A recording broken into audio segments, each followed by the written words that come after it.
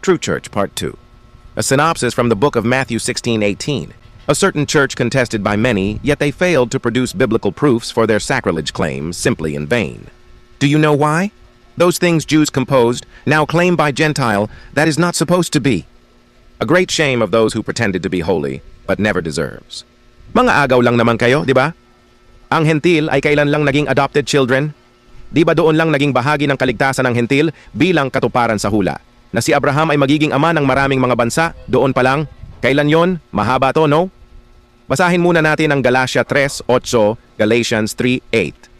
At sapagkat ipinakita na ng kasulatan na aariing ganap ng Diyos ang mga hentil sa pamamagitan ng pananampalataya, ay ipinangaral na ng una ang ebanghelyo kay Abraham na sinasabi, sa iyo ay pagpapalain ang lahat ng mga bansa. Saka pa lang tayong mga hentil na kibahagin sa tunay na iglesia, ngayon ang kininyo na kayo ang tunay, maling-mali, not good. Bago lang tayong mga hentil, may dati ng iglesia. Sampid lang tayo sa kanila, ngayon sasabihin nyo, kayo ang tunay? Ano kayo? Hilo. Basa, Galatia 3:14, Galatia 3:14. Upang sa mga hentil ay dumating ang pagpapala ni Abraham na kay Kristo Jesus, upang sa pamamagitan ng pananampalataya ay tanggapin natin ang pangako ng Espiritu.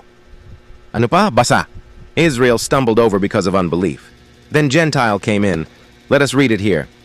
Romans 11 verses 11 and 12. Sinasabi ko nga, nangatisod kaya sila upang mga hulog.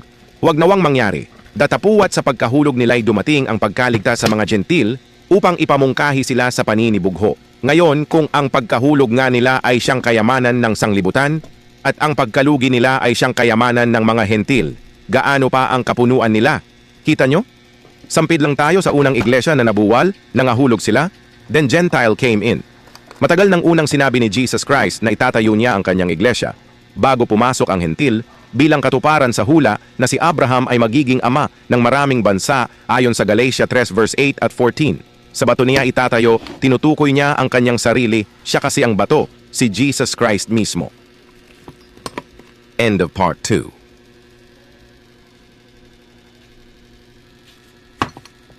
Thanks for watching.